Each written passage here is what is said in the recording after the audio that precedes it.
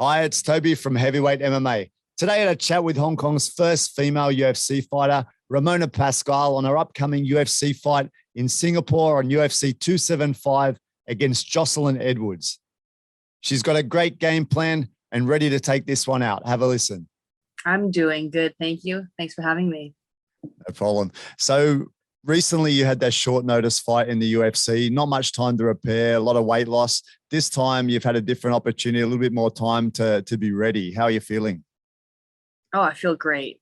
I mean, it makes a world of a difference, being able to study your opponent for a long period of time and figure out a game plan, because for the last one, I got the fight, I think the weekend before, and then my coach was out cornering people as he does every weekend. So we didn't really have time to go over the game plan until like a few days before, or the week of the fight. So makes a big difference. Also, having had that experience and knowing, all the things that I could have done better and what I wanted to do. And then just being able to dial in and be more specific with the approach. You there, Ramona? Yep. This might broke up for a second. I'll cut that out later anyway. Yeah, but UFC is really a trial by fire, isn't it? Like your first opponent was a tough opponent and your second one's another really tough opponent, man. Like, how do you feel when that step up? It must be a step up in competition, is it as well for you? Yeah, I think anyone in the UFC that you fight is, gonna be a tough opponent. Like you're not gonna be able to fight. There are no easy fights at this level. So it's all a matter of taking care of what's into my control and working on the things that I need to work on and going in with a really good mindset to execute. Anyway, speaking of the up and coming fight, it's June 12th in Singapore, taking her into your hood, right? Back into Asia. This time it's on your turf against Joselyne Edwards from Panama. Yeah, she's 26 years old, 173 centimeters tall, slightly taller than you. I'm assuming her range is probably a bit longer too. What's your reach? I couldn't find it. It said 178. Oh, it's super short. I think it's like 66 inches. Yeah. It's terrible. I'm a T-Rex. T-Rex. But I got long legs, so I guess that makes up for it. I don't know. That's it, man. And so your opponent, I've watched a couple of her fights before. She's very strong, right? What are your feelings about her strengths and weaknesses? What do you see?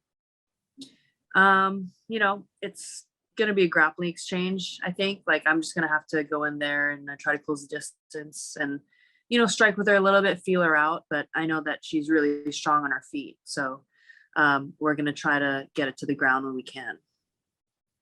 Yeah. You could see she fought against Jessica Rose Clark and I can't remember the girl's first name. Her last name's Rosa, and both of them took advantage of the grappling, right? So it seems like it's the blueprint to take her. Yeah. Mm-hmm. Yeah. And, because she's here at the PIs, we see each other all the time. Like even before this fight was booked, like we see each other all the time. We're just really friendly with each other, and we still are. And it's just, I've never been in such close contact with an opponent for such a long period of time before. But, this is Vegas, so many fighters in such a small area. So it was inevitable.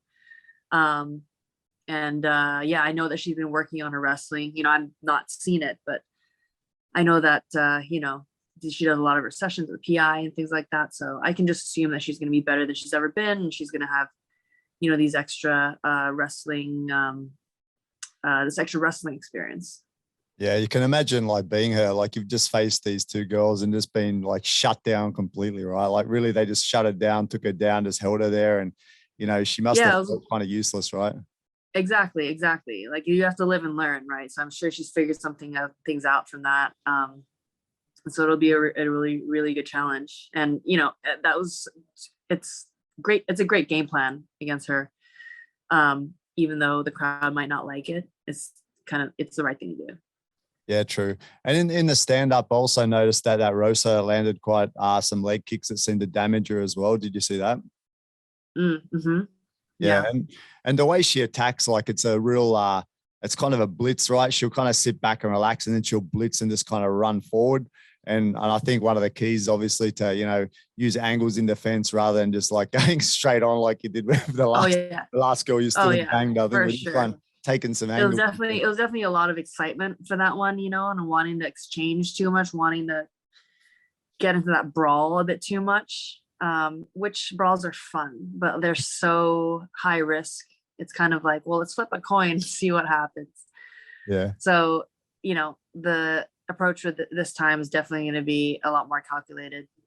Cool. Even against the cage, she seemed a bit like, not quite up there with the other girls, right? Like her head placement wasn't quite there. She wasn't really underhooks and stuff. So whether it's grappling on the ground or grappling against the cage. Yeah. Yeah. And that's one thing that we work on a lot, the wall wrestling. Yeah, just got to break up. So I'm definitely confident. Yeah, I'm definitely confident in my wall wrestling skills and the fact that it's improved a lot. So I feel pretty confident there. Awesome. How do you feel about going to Singapore? Is that a good thing for you? Well, I mean, we're both going to be dealing with the jet lag and, the humidity and everything. So we're kind of on the same boat with that. But it'll be awesome to fight. This is probably as close to home as I'll ever get to fight for the UFC. So it's exciting. I've been to Singapore so many times. I've had a lot of great memories there. Been going there since I was a kid. So yeah, it'll be nice. And to be able to fight in front of an Asian crowd, I mean, doesn't get better than that. True. Any interest in popping off to Hong Kong for a couple of days on the way back, or no? Or straight back? Well, I was thinking about it, but if there's still a quarantine going, it's like, do I want to fight and then spend like my 1 week, post-fight in quarantine and then spend time there? And then, for me to make it worth my while, I have to be there for quite a lot longer. So yeah, I don't know. We'll see how things are with that. But what it's looking like is I'll probably maybe stick around Asia for a week, go somewhere, maybe Thailand, and decompress and then come back. Cool. Sounds good. Hey, I've just got a couple of quick questions. I'm starting to ask a few people these random questions, some a little bit serious, some a bit stupid, and then I'm just going to make a compilation if that's okay. It's 10 short questions. Sure. No need detailed answers, just sort of shorter answers. It's cool. Sure. Number one is I might have asked you this, I'm not sure. Tips for training and motivation just for your general sort of person. Have a routine, because you're going to lose motivation at some point. So have a routine so the habits make you stick to it. Perfect. Because you guys kind of master your body a bit more than your general person. I think I like this sort of question to ask anyway. Tips for sort of true health, like what do you feel like is something that's helped you or would help people obtain sort of true health, be it mental, physical, whatever. That's interesting because people think that athletes are healthy. We go so far into the health space that it becomes unhealthy because we're having to be so restrictive. But just having balance, knowing, giving yourself some space to enjoy yourself, but also be disciplined enough, I would say 80% of the time, to, ensure that you're able to reach your goals. Cool. This next one's kind of stupid. I don't know you very well to know, but have you ever had any street fights before? Best street fight story, be it you or anyone else? So, okay, one time ever, but it was really self-defense because like something had happened, and then my friend of mine was getting attacked by this very drunk girl, and then I kind of had to step in. But other than that, like, yeah, no, I would say that's the only one. Did you grapple, choke, anything? No, I punched her. And she was like, she was coming at us all aggressive, and she was very drunk though. But yeah, and then I ran away because that's what you do. Of course. What would you say would be the best street fight technique then? Punching. You know what? I always want to say I'll take it to the ground, but like you don't want your head to smash on the concrete. Yeah, I'm not experienced enough to really go that route. I wouldn't know. I mean, if street fight is anything, like you can have a bottle, a bat, like freaking chair, like I don't know what the best way is really, but if you can sneak up behind someone and put them in choke, like that's the best option, I think, because then it's no one really gets harmed. Yeah, I agree. If you can only choose one martial art to learn, what would you say would be the best martial art? Jiu-jitsu. And I've always said that after my career is over, that's going to be the one martial art that I'll continue to learn for as long as I can. Cool, I agree. What belt are you now? Are you graded or no? I got my purple belt during COVID, but I haven't trained in the gi in a very long time. Actually, just recently got back into jiu-jitsu after my last fight. Kind of had this time off and kind of fell in love with it all over again. Just no-gi grappling mainly. Yeah, and I love it. I love that you have to be reactive. You have to think 2 steps ahead and, you know, accommodate different body shapes and body types, skill levels, and yeah, just grow, you know, from like a ego point of view, but also from a technical point of view. Cool, cool. True value of learning martial arts or MMA? To be better in all other aspects of life. I think you really find out where you're stuck, places where you can't let go of, like losing or, you know, injuries or, well, any unfortunate circumstance that comes from pushing your body. I would say, yeah, that would be the biggest thing, overcoming hurdles and being, you know, better every day. Good. 4 stupid questions to finish. Someone gives you an elephant, you can't sell it or give it away. What do you do with it? Take it to a sanctuary, or if it's not going to cost like $1 million. Yeah, sounds like a plan. Find it a home, for sure. Find it a home. Find a home, that's it. Compare yourself to an animal. What would it be and why? Oh man, that's a good one. I don't know. I would say like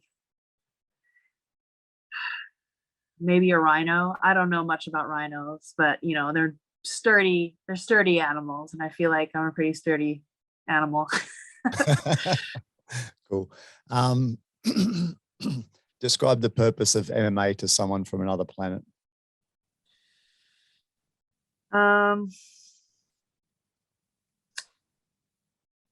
To entertain people, you know, training for months and years to step into a cage in a sports bra and shorts in front of 5,000 screaming fans or more, to fight another human being toe to toe.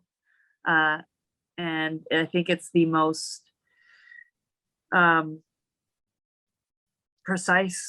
precise, but the most pure way of expressing dominance over another individual, because there's you in there with your hands, your arms, your legs, and you're going in there and you're seeing who's better, and that everything comes down to, and that's just the tip of the iceberg, and everything comes down to your preparation and your mindset. So I probably butchered that one, but no, that's cool. That's cool. Last one. Would you rather fight 100 duck-sized Francis Ngannou's or 1 10-foot tall size Francis Ngannou? 1 10-foot tall size, because then at least I know where he is at all times and I can try to hide and run away. With 100 nut size, like they're just going to be everywhere.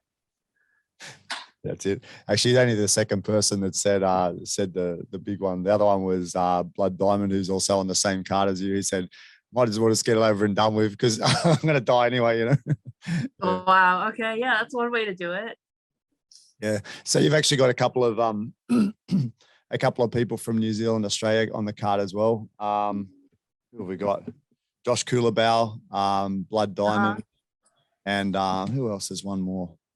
Just forgotten. But yeah, Jack Della Maddalena. Yeah. So kind of looking forward to this card to watch you and these guys fight. Anyway, that's it, man. It's a good card. Sorry for annoying you with these little questions. I just wanted to use them. No, that's okay. And yeah, appreciate your time and best of luck with your upcoming bout. Definitely be paying attention and rooting for you. So well done. Thank you so much. Appreciate it, Toby. All right, Have a good one. Cheers. Bye-bye. Bye.